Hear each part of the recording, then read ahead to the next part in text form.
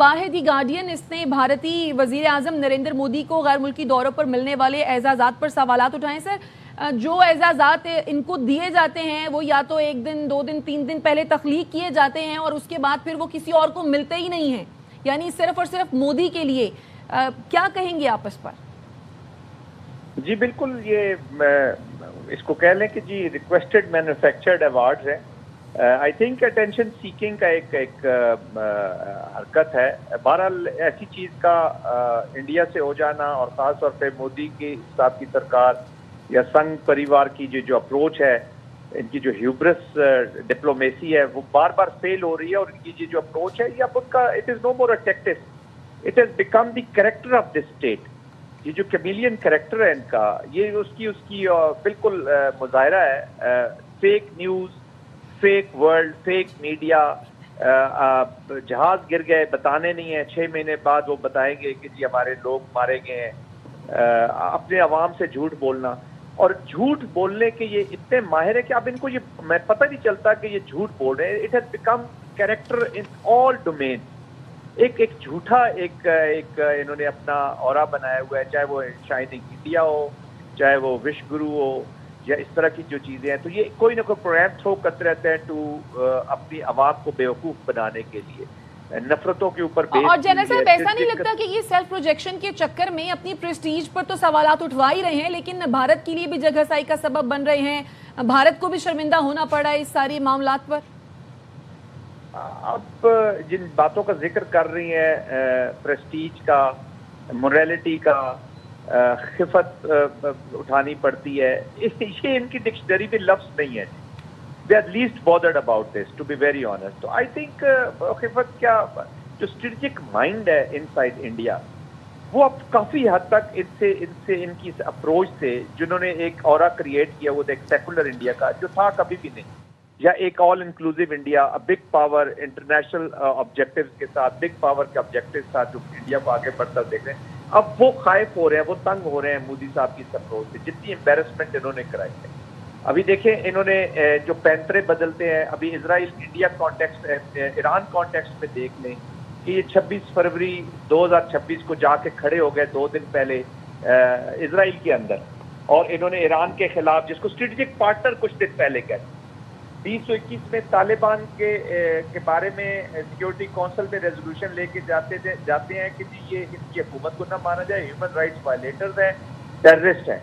और 3 महीने बाद उन्हीं के साथ, और आजकल जिस तरह का रिश्ता पूरी दुनिया में आइसोलेट होने के बाद, जब कहीं लैंडिंग ग्राउंड नहीं मिला तो ये काबुल जाके इन्होंने लैंड किया। बट एनीवेज, अपने नेबर्स के साथ देखिए, ये अपने अवाम को, इंडिया के अंदर माइनॉरिटीज को जीने का हक नहीं दे सकते। ये ऐसी एक स्टेट है, तो इनको क्या अवार्ड मिलने हैं? इनको इसी तरह की अवार्ड मिलेंगे जो मैन्युफैक्चर कराए जाएंगे, किसी को पैसे दे के अवार्ड लेंगे, किसी की मिन्नतें करके अवार्ड लेंगे।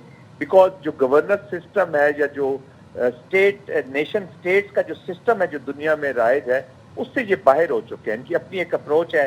पहले इन्होंने एक ड्रामा रचाया कि हम इंडो पैसिफिक में हम बड़े स्टेबिलिटी का फैक्टर बनेंगे, नेट सिक्योरिटी प्रोवाइडर बनेंगे, वो शरेड सामने आया। इंफॉर्मेशन लैब जैसे ऑपरेशन करते, तो ये एक झूठी स्टेट है, एक फेक स्टेट के तौर पर इंडिया उभर कर सामने आ रहा है, और पूरी दुनिया अब इस पे हंसती है, और they don't take it seriously. इसलिए आपने देखा कि जो इसका पहले ड्रामा होता था अपने नेबरिंग कंट्रीज के बारे में, खासतौर के पाकिस्तान के बारे में, अब दुनिया उस ड्रामे को नहीं पसंद कर रही, और ना इनके इन आइडियाज को खरीद रही है। तो आई थिंक हजीमत का बायस है, लेकिन हजीमत उनके लिए होती है जिनके यहाँ कोई थोड़ी सी इज्जत, रिस्पेक्ट, ऑनर और डिग्निटी मौजूद है। अच्छा जनरल साहब, साथ रहिएगा। वकार हसन साहब, आप क्या समझते हैं कि जो भी कोई इस तरह के फॉल्स फ्लैग ऑपरेशन के मामलात होते हैं, पहलगाम हो गया, दीगर मामलात हो गए, ये सब मोदी के हिस्से में ही क्यों आते हैं? एक बड़ा इंटरेस्टिंग कमेंट है जो शंकराचार्य इनके बड़े पुराने पुरोहित हैं, और जो ट्रम्प ने कमेंट दिया था कि बेसिकली देखने में बड़ा भोला लगता है but he is a killer, उन्होंने बड़ा अच्छा जो है ना उसका ट्रांसलेशन किया कि इसका मतलब है कि देखने में बड़ा भोला भाला है या हथियारा है, मतलब that is how he used it. So अच्छा, फिर शर्म भी नहीं है अगर आप देखें कि ट्रम्प ने आई थिंक पब्लिकली आपको ह्यूमिलिएट किया, and I think he meant it probably कि बेसिकली ये दोगलापन है।